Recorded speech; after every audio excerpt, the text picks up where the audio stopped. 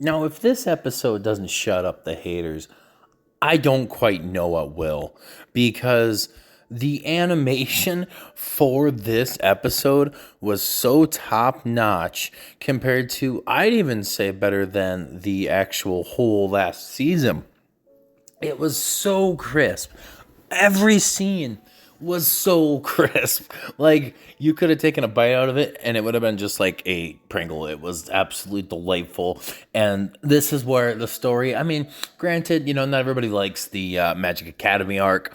However, this is a big pinnacle moment in the series. And this episode really kicked it off. And it really made me happy how Studio Bind did this. And whew, here we go. Let's delve into this episode because there's a lot here to unpack, and I'm gonna try to do this without necessarily spoiling the anime only viewers from what I know of and have read, but I'll give a little details and hints along the way, and if you want to look into it, you can, and if not, just keep tuning in and watching. So, this week's episode starts off with Rudis and Soul, and they're off in the party taking on an adventure.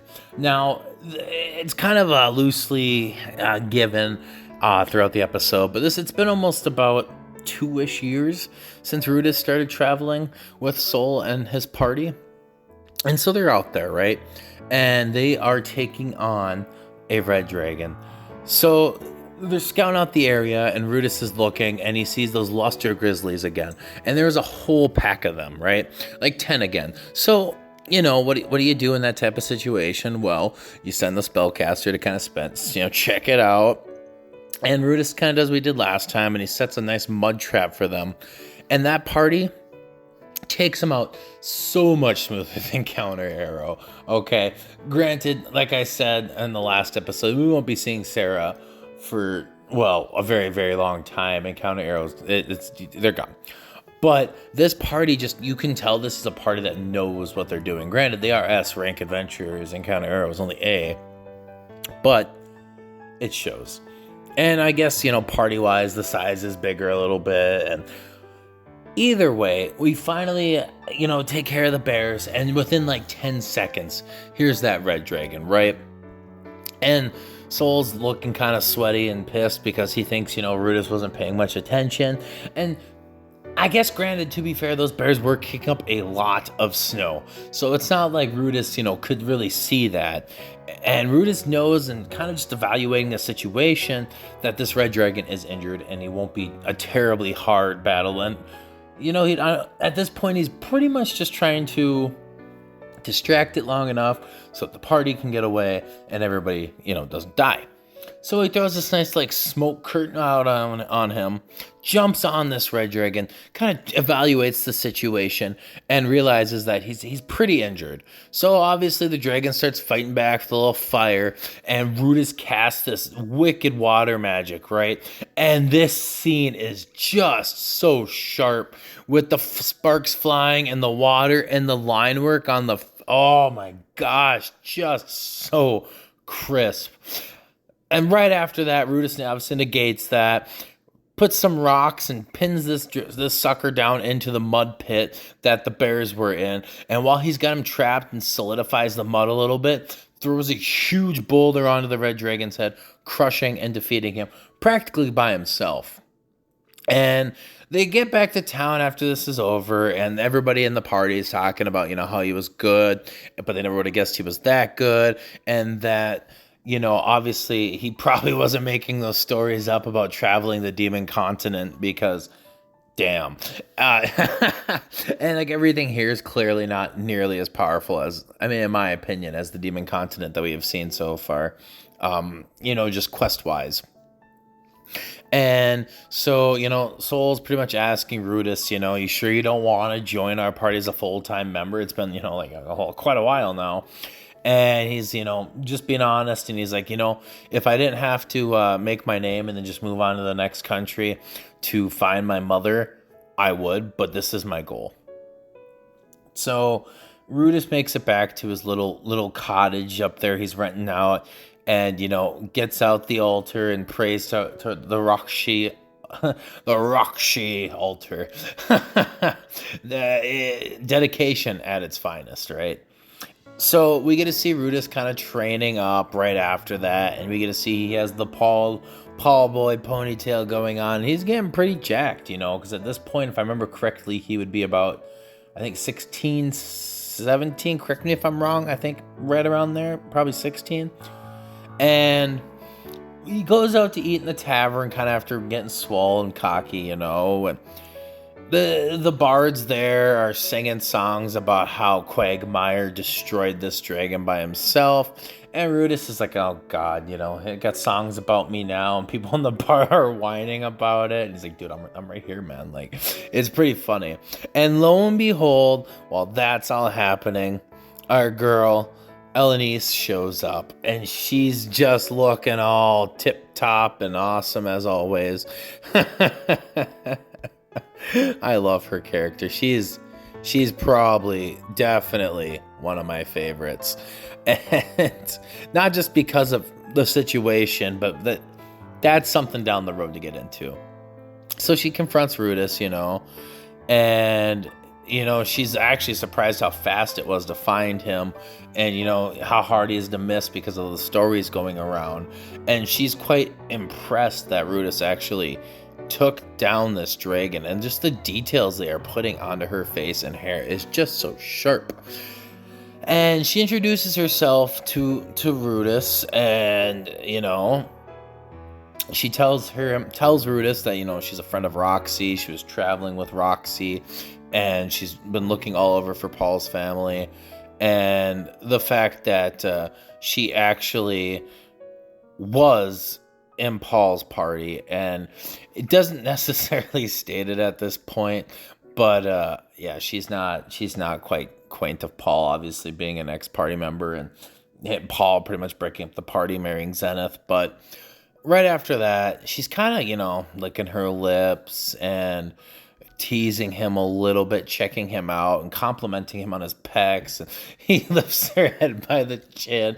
He's gonna kiss her, but then she sees this necklace on his chest and compares it to his, and obviously it's like an elf type of thing, and it has very great importance for this upcoming arc, depending on how much they delve into it, because of obviously you got it from Shelfie, and to do with Elanise's disease and lots of things from that matter that I don't want to delve into for huge spoilers. However, just know that it's kind of important, and it's going to make a big wave coming soon. But after that, we find out that she knows where Zenith is at, and that, Roxy's been exploring caverns and searching for Zenith, and we find out that she's in the labyrinth of Rappa, which is near the center of the Begarit continent, which is like, I think he says, quote unquote, like a year away from there. So it's quite the jaunt. Like, it's not just like around the corner or anything. But he wants to wait for winter to be over because he knows that Paul and Roxy are looking for her. And that's pretty much like the biggest details we get of that situation. And so Rudis is taking a morning stroll the next day, and he finds out pretty quickly, because she is bunking with Rudis, that she likes to fuck. And like, you get to like the next night, and Rudis just looks completely scarred. Like, obviously he wants to have sex, but he knows that he mentally isn't ready for it, or physically, with his erectile dysfunction. And some of the faces they make on him are just absolutely priceless and detailed to a T. But later on, we get to see Rudis coming out of like the room next to it, because they're pretty much split, like I said. And Soul ended up having sex with Elanise, and he's trying to apologize, saying he's not trying to make moves on his woman, even though she's clearly not his woman. And Soul says, it's like the best sex I've ever had, and Rudis is like, you hear that? You're getting the reviews, and they're all good. And Rudis pretty much straight up tells her, you can do whatever you want to, just clean up after yourself, And so Elanise and Roxy go to have some like drink and food, and Rudis finds out that she's paying these men to have sex with him, and that has to do with her curse and pretty much just the fact that she needs it to live, straight up. And so we find out that Rudis actually got a letter in the mail the next day, or summer evening, one around that time, and it's from the Ranoa University of Magic, which is going to be this next arc coming up here, and they're pretty much inviting him to go to this school based on his like academic value. So like they've heard the stories of him taking on the Red Dragon and everything, and it's kind of a big deal, especially because this is the school that he wanted to go with Shelfie, and that's what he was working for his cousin, to get tuition money for it. And so he talks to one of the party members that works with Soul, and because he is one of the spellcasters of their group, and he's pretty much asking if he's this is fake or not, because he doesn't know whether to believe it or not. And he remembers about special students, and how, like I said, if they got like a special power or a huge mana bank, that they'll usually invite them to come to the school, because if they do good at the school and do good in life, that they'll get a good name for the school, and etc., etc. And so he kind of like reminds him at the same time that he's kind of from royalty and everything with the Grey Rat family. And he's wondering what he's doing as a solo adventure and why he just doesn't go to the school.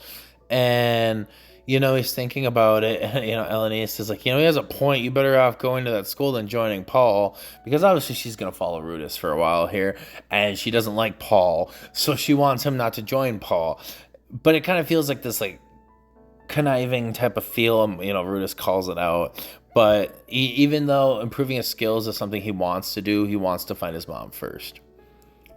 But we get to Rudis in his sleep right now, and we finally, this season, it's been a hot minute, but we get to see the man god himself. And he's like, Rudis is talking about how he hasn't seen him in a while, even when he asked for him. And the man god, pretty much like, this isn't easy for me either. But isn't it great to know where your mom's at? And he's kind of telling the man god if, man god's like saying, you should go to the school too. So he's got like 3-4 people telling him to go to this school. And Rudis is like, I don't know, I gotta see Roxy and my mom. And the man god even tells him, do you want Roxy to see you all washed up? Your casting's only gotten a little better, and it's been a few years, and your sword skills are pathetic. You just kind of swing this sword around and don't do much, which is brutal, but true. And for the first time, really, in this series, you get to see the man god in like a new light, literally and metaphorically, because he tells him pretty much to investigate the mass teleportation at the school, and that if he goes to the school, he regained this manly potence and pride, per quote. And this whole like adventure of Rudis going to see the man god this time is a totally different confrontation than it has been, because finally he's getting to this point in his life where he's more secure with who he is, even though he has his ED. And the man god, this whole scene just looks brilliant, just brilliant.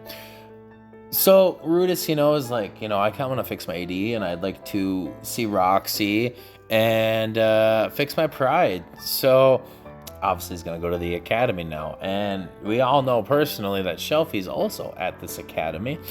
And a lot of things are going to be clicking together here. But that's going to be for this next arc, right, coming up next week. But Rudis wakes up next to, right next to our little elf Elanise, and she's right in his bed, and he's like, what the hell? Obviously, he's like, but nothing clearly happened because my penis ain't working. Though he tries to kind of get out of it, but she wraps her arm around him and cuddles, and he's just got to accept it, Just take it for what it is at face value, even if you can't get it up, and you'll find out some things later. Just take that beautiful elf and just let her hold you. So we go to the parting, and Soul just looks angry and grumpy, because you can tell that he doesn't want Rudis to leave, because he, like I've said, he's almost like a father figure and a friend to Rudis, and they've just done so much together and everything that, he doesn't want him to leave, even if he says he does, because he's made him all these money over the years, and like, he finally gets to say, like, aren't you glad you're going to be cured? You know, like, things are going to work out for you, man. And I'm really happy. And it's this really heartfelt goodbye. And he tells Rudis, you know, if he's in that area, he'll come visit him and they should get drinks and do some things with some girls. And then gives him a nice push and he leaves for his adventure to the magic university. And we get to see Shelfie and the princess and her other bodyguard kind of walk in the schools. And then we get to see another character of some pretty significant importance who is is another name that I'm not the best at, but Badigadi and Mr. Goro looking guy himself. And then I forgot to cap this, but we get to see our boy Zanoba again, you know, Rudis' disciple. And right after that, that's pretty much the episode with Rudis getting to the school. And next week's episode is going to start off this beautiful, beautiful, beautiful arc. I am very content with this episode. The animation was so on par, and the story obviously pretty damn great. This is a 10 out of 10 episode, no doubt in my mind, and I am very excited to see this next arc. Mushoku Tensei Sundays, my bad, are the day I look forward to every week. Even though I'm watching like 12 shows this season, it's one that I very highly love, and I cannot wait every week to watch it and review it for you guys. So, with that being said, if you enjoyed this video, please leave a like. It means a lot to me. And if you're feeling real generous, hit that subscribe button. It helps out the channel. I do 2 seasonal reviews right now this week, and I just kind of do a video out of my butt for the other day of the week. And yeah, that's pretty much all I got for today's video. So with that being said, this has been Squids, and I'll see y'all in the next video. Peace.